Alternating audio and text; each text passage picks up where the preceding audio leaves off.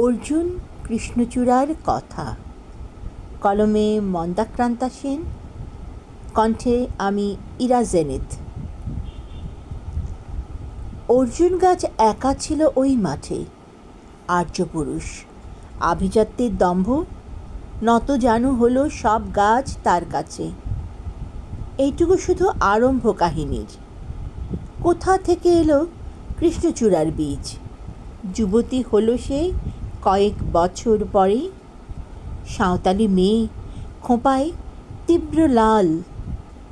অর্জুন তাকে চাইল আপন করে।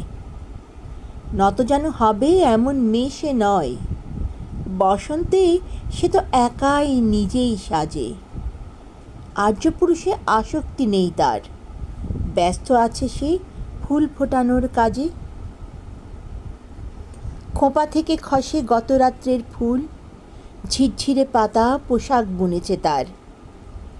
অর্জুন সে যে আর্য পুরুষ, ভাবে সব সুন্দরী একা তার অধিকার।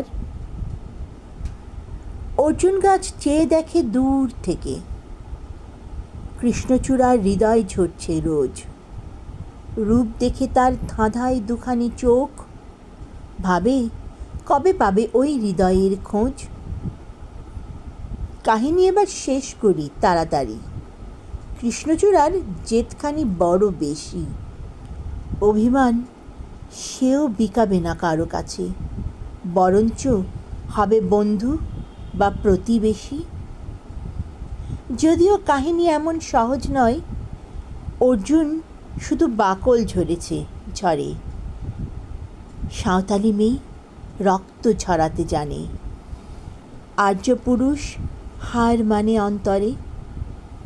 পরের জন্মে অর্জুন গাছ হয়ে কৃষ্ণচূড়াকে বন্ধুর মতো দেখো। আমাকে চিনতে ভুল করো না হে রিজু, রক্ত ঝরারে বাকল খসিয়ে ডেকো।